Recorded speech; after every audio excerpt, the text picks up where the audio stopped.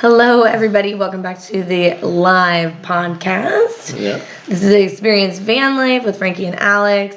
This is Frankie. Yeah, I'm Frankie. That's Alex. And today we'll be talking about how to budget and quitting your job Yes. for extended travel and van life. So let's actually start the recording of the podcast. Yeah. This is just a little preview podcast. Yeah. Okay. Hi, everybody, and welcome to the second episode of Experience Van Life, the podcast. My name is Alex. And I'm Frankie, and today we'll be talking about budgeting and quitting your job to live extended van life. Yes, we're so excited about this topic because for the all of 2019, we were saving and budgeting and scrimping so that for all of 2020, we could be self-employed. Yeah, and it was quite an experience because you cut out most things in your life that you're used to, and, we'll get into that stuff. Yeah. But, it was an interesting time, to say the least. So first of all, let's update you where we are right now. We are currently in Carrying Place, which is in Prince Edward County, Ontario. Yeah. It's a beautiful wine country. Right now it's covered in snow, so most of the wineries are closed. We're actually sitting in a house on a lake right now, which is very beautiful because the van is in the shop. Yeah, she's getting a little bit of work done. So nothing major, but if you guys have been following on Instagram, you'll see that our windshield wipers have been on the fritz, our speedometer has been on the fritz, our gas gauge has been on the fritz. Yeah, the whole thing has been a little bit on the fritz.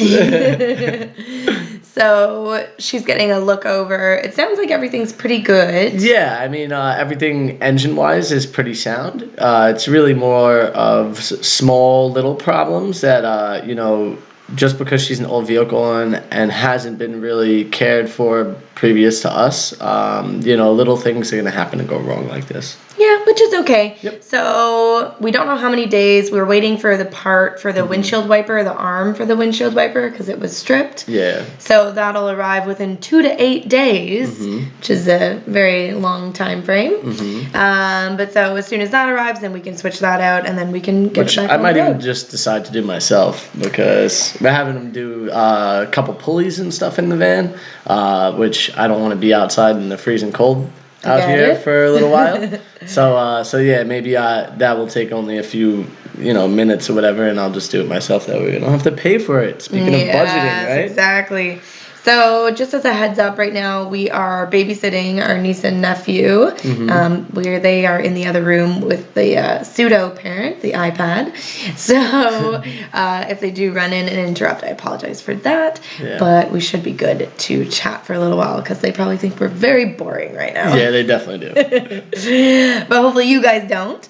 I know that budgeting can seem like a daunting topic, and a lot of people don't even have budgets for their regular daily lives. I know I never really had what am I going to spend this month beyond I knew I had to have X amount of money for rent. Yeah. But other than that, I just kind of spend it where I want it. Car payment for me and cell phone was pretty much cell phone. What it was, yeah. So when you're thinking about doing van life, the first thing that you really need to do is define your dream. Yeah. So are you going to have a brand new custom designed Sprinter, or are you going to DIY something older? Are you going to buy a mini max trailer, or are you going to have an RV? Yeah. So you kind of need to look and see what the price of all those might be and what you think that you want to spend. Are you going to go brand new, or are you going to go older? There's a lot of different ways to think about it. It all depends on your means of living and how much money you have already saved and what you could afford if you're going to continue to work while you're on the road. Right. Because if you're going to do that, then maybe you could afford something. Or to have a payment every time. So that's it. Like if you're going to finance something, then you need to remember that every single month you're going to have to pay X amount of dollars. So I think one of the most important things is planning on how long you're going to travel too, right? So yeah, because in our last episode, in episode 1, we talked a lot about which vehicle to choose. Yeah. So you can go back and look at that. And that will help you, give you the guidelines of how to pick a vehicle or what's good for you for van life. Yeah, but so in terms of travel, how long do you want to be on the road? So for us, in our minds, we were like, we're going to save for 1 year of travel because that felt manageable. We just took all of our costs and extrapolated them to 12 months. Yep. And then we kind of worked backwards from there. And we also knew that we wouldn't be working on the road. So we knew that our expenses, like whatever it was that we were putting away, we had to try to put away a little bit extra because we wanted to try to enjoy this year for us, you know, and not be at a job or working side jobs or anything like that. Right. But perhaps you're thinking, I want to be on the road forever, or I want to be on the road for 3 to 5 years. You're probably going to have to bake in some working on the road. Correct. And thinking about, okay, what will that look like? A lot of people who do van life, they'll, do seasonal work. So they'll go somewhere maybe in the summer where they know that they can get seasonal work for those couple of months, make a lot of money, and then travel for the rest of the year. Some people who are within the union could get like what they call a traveler's book, and they could actually travel from like state to state when there's work in these different states and pick up work that way. So living in a van, going to these places, making really good money, that might be your way to go. So that is a possibility, and of course there's always a possibility that if you're running low on funds, you could go pick up a job in a restaurant or honestly, another big way of doing it is like go to Craigslist and like look up like little jobs that people have for you to do, handyman type of things. If you have those type of skills, there's things that you don't even really need any skill for. People are just looking for a little bit cheaper work, and so they reach out through these other they just need platforms. a hand. Yeah, and the other way, of course, people make money on the road is through digital content. Yep. So maybe you're somebody who is a graphic designer or you build websites or something like that. You could take your business on the road with you and just work from wherever. Or even a health coach. There you go. So the other thing a lot of people talk about is doing YouTube to make money. We could probably talk about that in a different episode. Yeah, I mean, so expectations for doing YouTube and making money is definitely a thing you could do, but it also is a difficult thing to tap into. So there's two ends of it. You're going to be working really hard to do that. And you need a lot of views to make any kind of significant money. Correct. So even if you have 100,000 views, that might only equal $100 or like $44 or something crazy. So you really need to, I mean, for us anyways, of course we do YouTube and, the live streaming and all this kind of stuff, but this is more fun for us. Yeah. And like, if it does make a little bit of side money that we can like go out for dinner one night or That'd be great. that would be good. A tank of gas or something like that. But I mean, realistically, our expectation is to try to make something out of it. But if we don't, we have a good lifestyle that we enjoy to do, and we enjoy making and putting out these videos, and we could look back at them later on and be like, look what we did, and show our grandchildren. And I know, like I hear that. Oh, thank you very much. Oh, I think they hung up. Thank you. Thanks, guys. Not my phone, not my browser. Right. My parents are going to hear this later and be like, I missed that message.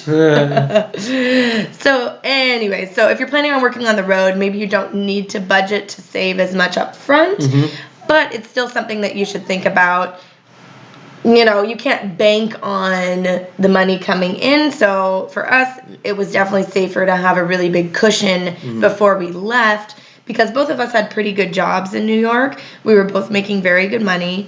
And I would say I was making around $100 a year, and with like insurance and things like that, I was probably making around $150. So it's and our costs were fairly low, so we were able to put away a decent amount of money, at least on my end. It's a little scary too, quitting a job where you're making so much money, and where you're making so much money, and then going to not making any money at all. It's definitely a little bit mind-blowing when you do that. Yeah, it's stressful, and especially both of us had been working for over a decade while we were doing. I was an executive assistant at a finance company, and I was making around $90,000 a year. Yeah. So to go from getting a steady paycheck every other week for the last 10 years to then not have a paycheck coming in, it's a really odd feeling. Yes. And I for sure had to, and maybe still having to deal with feelings about like,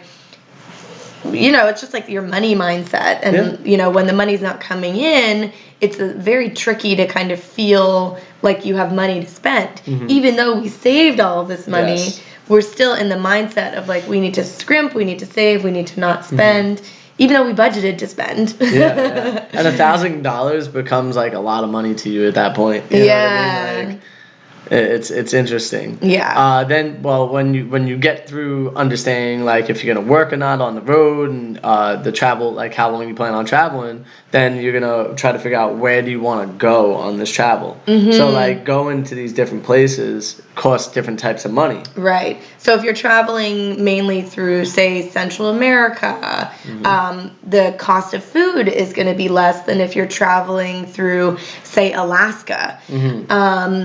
If you're going to stay in North America, what is the average price of gas versus what is the average price of gas in Mexico? So just for instance, the average price of gas in the U.S. compared to Canada is so astronomically different. Canada is very much more expensive. Very expensive when it comes to gas or diesel. Yeah. Considering how cheap it is. And these are all things that you can look up online. So when we were building the budget, and the first thing we looked at is where did we want to go? We knew we were going to do these 71 mountains. So # 71 mountains on Instagram if you're looking for it. Yeah, that's where you can find us.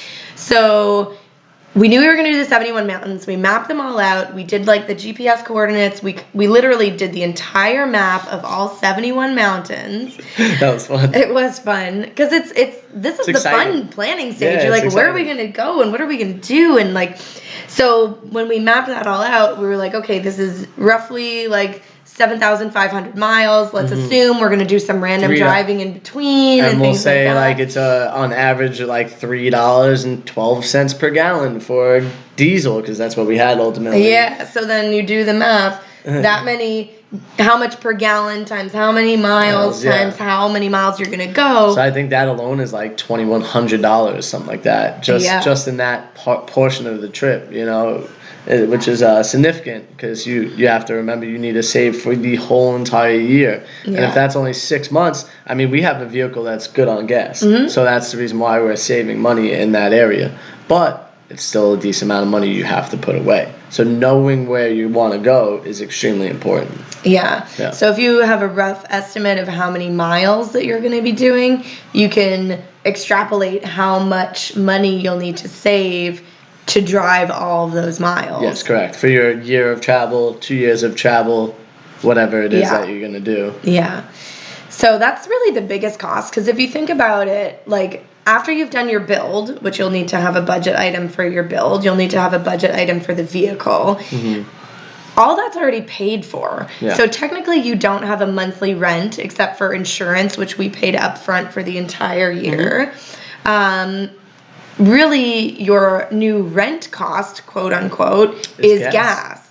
So if you're planning on driving somewhere and then staying for 2 or 3 weeks in the same place, you're spending very much less money rather than us who's going from place to place to place to place. And then even being in like a mild climate rather than a freezing cold climate or a very hot climate, you'll save a lot of money too because you don't need to use heat or you don't need to use air conditioning. So that's another thing that you would save a lot of money in that particular area. If you're looking to save the most or you don't have the biggest budget, that's one way to do it is to be able to travel in places that are more mild temperature. Like temperate. Yeah, like 70 degrees Fahrenheit, to, like something like that. So every day feels pretty cool.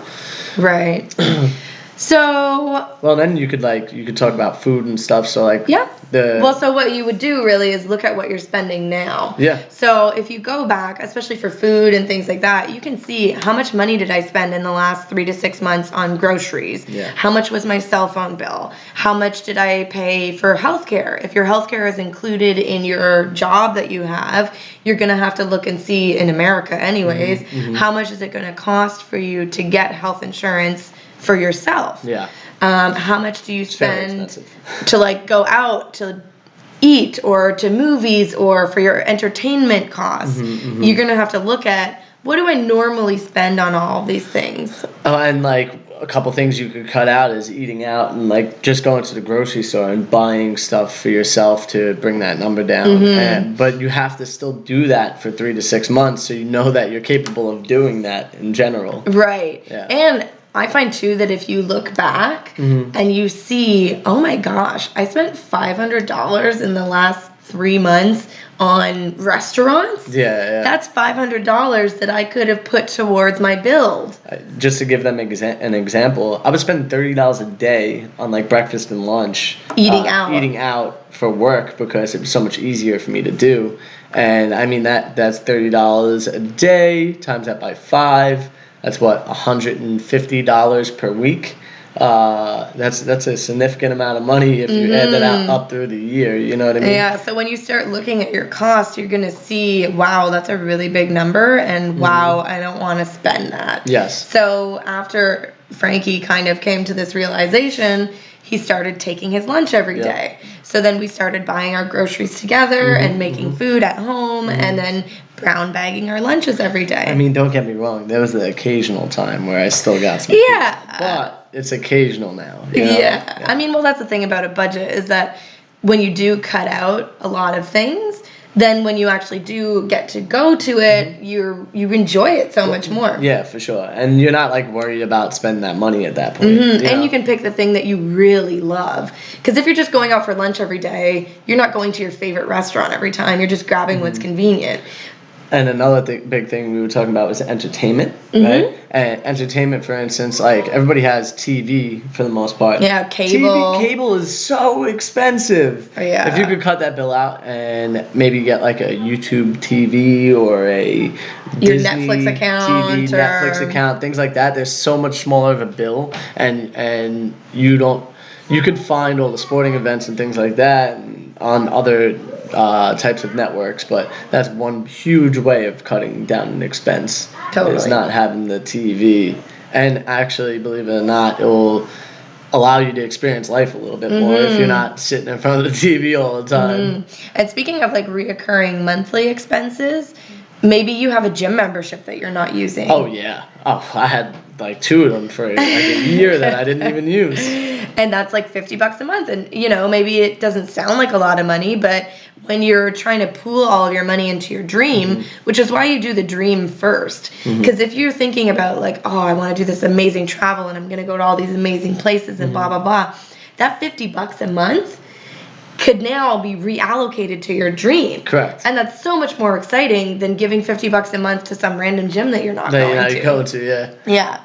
So you really need to look at everything that you're spending now, decide what you can cut out because you're not using it or it's not as important to you now, and then you need to make a budget estimate for the road. So we talked about budgeting for gas, for insurance, for healthcare. You're going to need a cell phone. You're going to need food. And depending on if you're like a digital nomad or anything like that, you might even need Wi-Fi. Yeah, you might need extra these are Wi-Fi. things that you might have to put in your budget. Think about all the options that you may have or that you may need.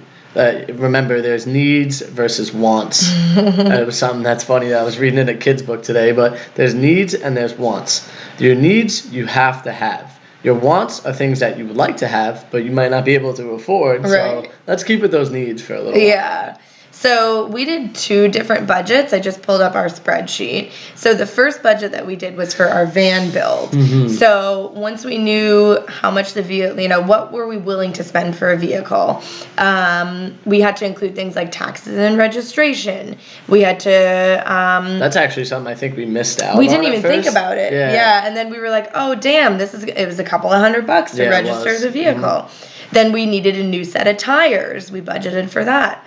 Then outfitting the van. So the solar system, the miscellaneous parts, the fans, all of the wood and lumber, everything that we bought from Home Depot, all of the random stuff that we bought from Amazon. We didn't really have a specific budget for each of those line items, but we had a total budget. Yeah, so, and our total budget I think was like $6,000 at the moment. Well, so originally when we first made the budget, it was $5,000. Yeah. And then we very quickly change that. blew through $5,000. Well, I think actually, if I remember correctly, mistake me if I'm wrong, but correct me if I'm wrong. So I think that we had the intention to spend around $8,000 on the vehicle itself. And then we wound up buying the vehicle for $4,000 and spending $2,000, so we added $2,000 extra to our budget of. Not quite. Okay. We budgeted $6,000 for the van. Okay. We spent $4,000. Gotcha. But then we spent an extra $2,000 on car parts for the van. Okay. So that basically made up the $6,000. Gotcha. Then we had $5,000 budgeted for the build. Yeah. Which we didn't go through it that quickly, but like towards the end, there was definitely a lot more expenses we still need to buy, and we realized, wow, we're getting really close to our budget. Yeah. So, but luckily, both of us were still working at this point, and we were like, can we both each put another $1,000 into the build budget? Mm-hmm. And we both said yes. So we both, cut out anything extra, stopped going out to eat, stopped going out to drink, whatever the case might be, and saved that extra $1,000 each to put our budget for the build up to $7,000. And even still, we went over that a little bit. We ended up spending $7,500 on the actual build. Which, I mean, to be honest with you, isn't terrible. We built a whole entire house inside a van for only $7,500. Totally, which I think is really, really good and frugal. But that's what we wanted, because we looked at these budget numbers and we were like, if we're going to spend $7,000 on the build, we each need to save $3,500 plus everything else that we needed to spend. One thing I do want to say is don't go cheap, because we spent a little bit more money based on the fact that we went cheap on a few items that we had to go back and rebuy, because we went with a cheaper product that wound up not being efficient for what we were doing. Yeah. So, there's certain things you can go cheap on, which we'll talk about later on. Sure. And whatnot, but there are things that you really should just put the money out there and invest in. Yeah. If it's $40 versus $70, and the $70 one is so much better. Yeah, or $15 versus $70, then it's not a big deal. Yeah, but $200 versus $1,000. That's a big difference. Yeah, then you might want to think about it a little bit more and look at your budget. So then, since we're going to the mountains and all that stuff, we had to think about lift tickets. So we actually invested our money in buying these 2 season passes, the Epic and the Icon, and those 2 season passes actually make up the 71 mountains that we're going to this season. Those 2 passes are $1,200 total together. For each one of us. But they're only $1,200 because we bought them pre-season. Yeah. As soon as they went on sale, which is the cheapest price that they're going to offer, it's just going to get more and more expensive. We went and bought it. So if you're going to go out to all these mountains and you know that you're not going to be riding on the weekends or during holiday weeks, these are great passes to get. I mean, one trip out to Colorado for a week would pay for both of the passes. That's how expensive these lift tickets are. Totally. Yeah. Okay, so you've got your budget for the build, and now you need to think about your budget for when you're actually going to be traveling. So we talked about gas, so thinking about how far you're going to go and how much, gas mileage you get. Then you're going to have to think about things like car maintenance. So you want to build in a buffer so that along the way, if your windshield wipers fail, if you need to go to a mechanic, something like that you have a cushion in your budget to pay for things like that. We're probably going to rip through half that budget right now. Whoops. Random things like cleaning supplies. How much are you going to spend on campgrounds? Are you going to be at campgrounds a lot so that you're paying per night? Or are you going to try to stealth camp most of the time? And campgrounds could either be very inexpensive or very expensive. So there's in-betweens, and there's, it just depends on what you're looking for. There's little different things you could sign up for to get a lower rate, I think. Well, there's apps that you can follow. So Boondocking, iOverlander, The Dirt, DYRT. These are good apps that you can use to find places that you can park overnight. They'll have places that are free, that are just stealth camping. They'll have places that are official campgrounds. Are you going to sneeze? I thought so. So official campgrounds, and then the apps will tell you how much they cost. So if you're in an area with a lot of campgrounds and you can see this one's $12 a night and this one's $40 a night, but this one has all the hookups that I need, and this one is just a dirt path. Like, what do you want and what do you want to spend? Yeah. And how much comfort level do you need? And so if you're the kind of person who wants to be at campgrounds a lot and you'd like to be at the nicer campgrounds, then so be it. Then you're going to have to budget for, say, $40 to $60 a night that you're at a campground times, 365 days a year. Another thing I found very interesting is if you know quite a few people, wherever you go, there's always somebody's driveway you can stay in too. So that's another way of saving some money instead of going to campgrounds, and if you have that option, Totally. The other thing that we budgeted for was a gym membership. So we went with Planet Fitness because it's $20 a month for one of us, but I get to bring a guest every time that I go. Is it 20 or 10? I think it's $10 a month. Is it? No, I think it's like 14 or something weird. Okay. But so we budgeted for $20 a month. I don't think we've seen a full cost yet because it was like a half a cost for the first month, and then the second month just came through. I'll double check. But anyway, so we knew that we wanted to have a Planet Fitness membership so that we could go and use the showers and stretch out and things like that. So you have to think about that. So if it's $20 a month times 12, we need to save $240 for a year. We knew we were going to have to rent skis at two of the places because they only allow skiing and not snowboarding. So we factored in the cost for that. It's probably way too low. To be honest. It's probably like $70 per time for the two. Yeah, well, for the two of us. So it's like probably like $35 each. Times two, yeah. I get it. Other things that you have to think about are propane. If you have a gas stove, if you've got a burner that you're going to need propane, you're probably going to have to refill your propane tank or buy a new one every month. Your cell phone plan is something that you're going to have to think about. Are you going to get an extra internet plan? How much is that going to cost? Something we definitely thought about, because uploading speeds and things like that are much slower. Yes, and we're finding that it's very frustrating to upload on the road. So it's something you might want to really think about. Yeah, so we do have a budget item for it, but we haven't actually spent the money on it yet. Other things, tolls for roads. We kind of just threw a random number out there. We're going to try to avoid tolls because we're not in a rush. And we can go that extra hour or whatever out of the way. But then you also have to think about like miles per gallon versus how much I'm saving on the toll. So things to think about. If the toll is $2, you might as well go through the toll. Right. But if the toll is $25 and you have maybe a half-hour drive, it might be worth missing the toll for that one. Right. Of course, insurance. If you're traveling to different countries, you might want to look into, are there costs associated with border crossings? Are there costs associated with tourist visas? Are there costs associated with importing your vehicle to the country? So if you know your dream and where you're going, you can really look into how much these costs are going to be and then plan for them. Yes. And then other everyday things like laundry, food, mail forwarding, if you're going to get into that, health insurance. We built in a little buffer for random hotel nights.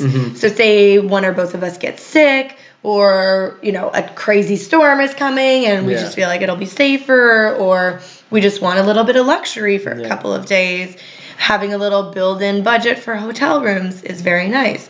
And then the last thing that we budgeted for is activities. Because you're on the road, you want to actually do things and have fun. And when experiences offer themselves to you, you don't want to have to say no because you don't have the money. Correct. So we budgeted $300 a month for just random activities that might pop up. Means I could jump out of a plane. Someday.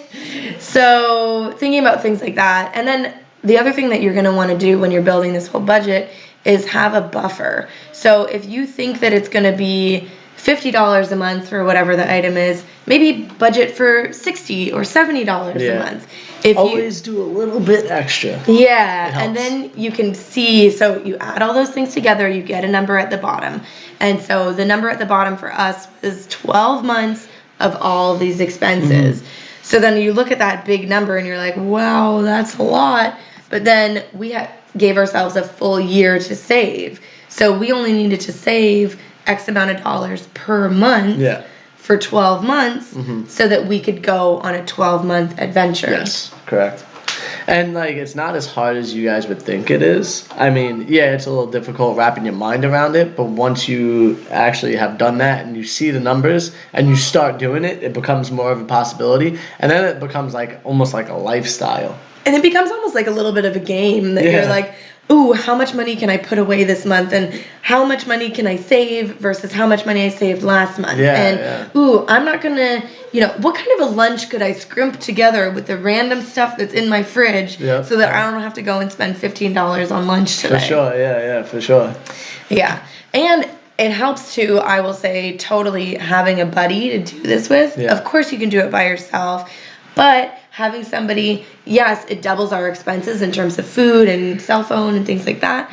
But when we were saving, because we were doing it together and we had like an accountability buddy to be like, oh, you're out tonight and you're busy, so I'm going to make lunch for us tomorrow. Yes. Or let's not go to that event tonight, let's stay home and make dinner and, play board games instead. I mean, there's countless times where my friends or family or somebody has wanted me to go out with them, and I had to tell them, like, no, but if you want to come here, we can make something, whatever. And, if they came, cool. If not, it is what it is, but I had to make sacrifices. Right. And like, now those friends understand it now. But previous, they didn't get it at first, and that's okay. Yeah. And other random things like, oh, do you want to come with us to this show?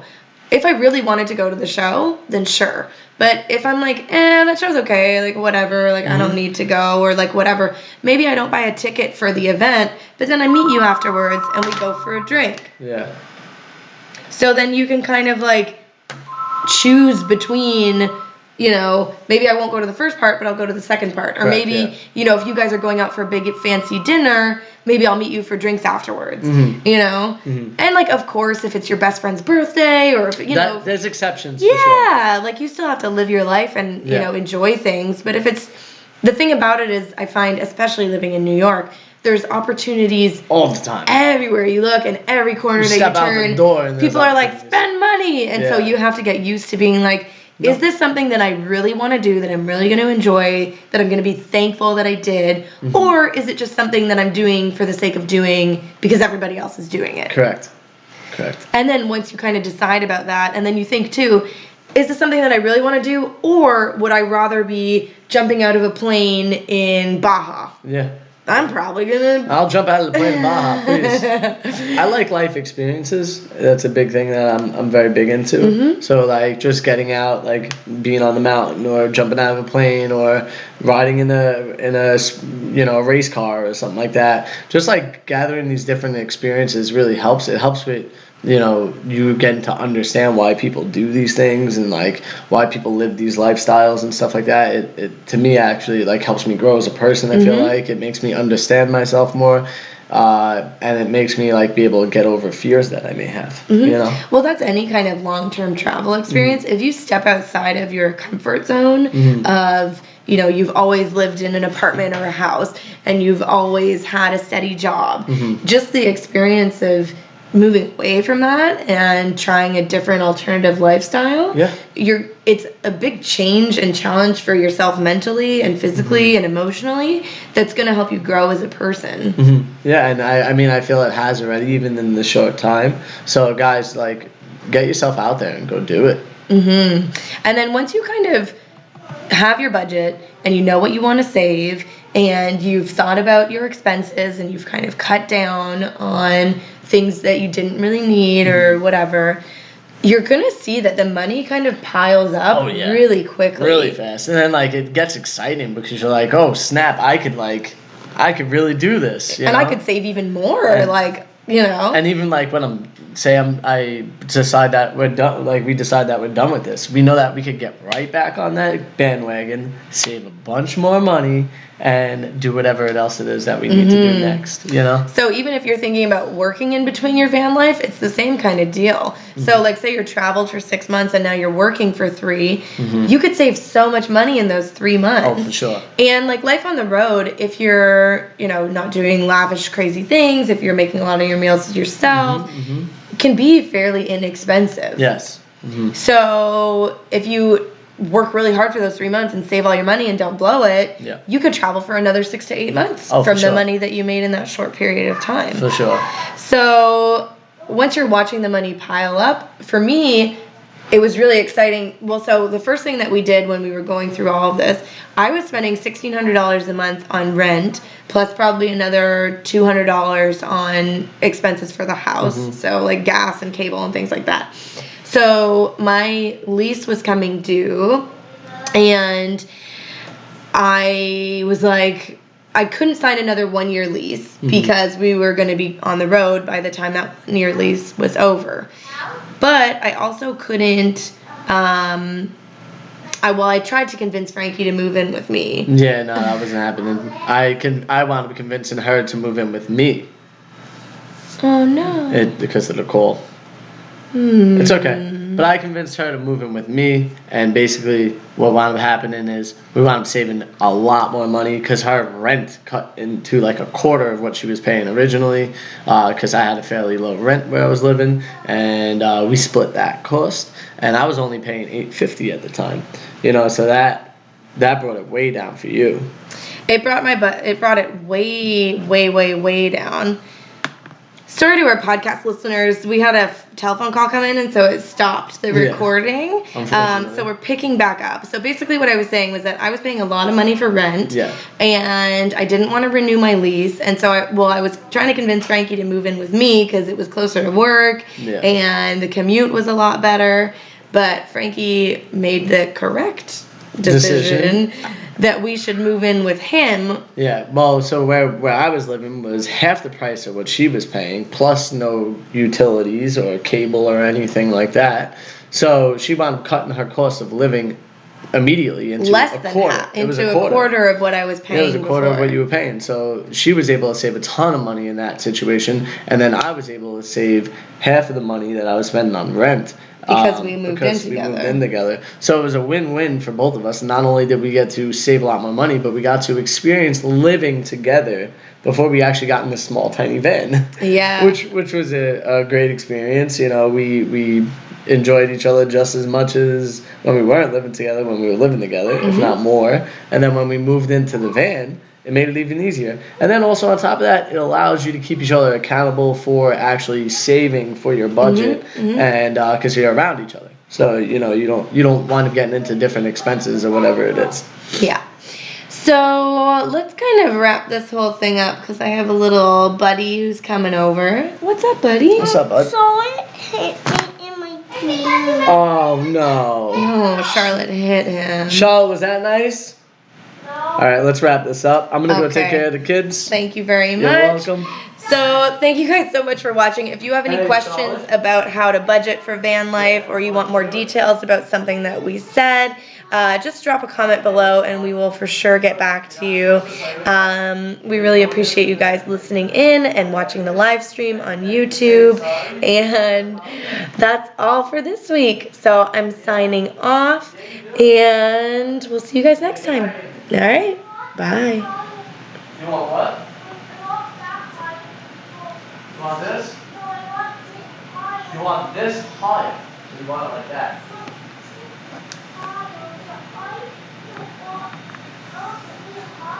You want it to be higher up. See, so then you got to do this then. You got to take this pillow from over here, and you got to sit on top of this pillow. Why not? Well, then it can't be higher. Huh? Do you want to be higher or lower? Lower?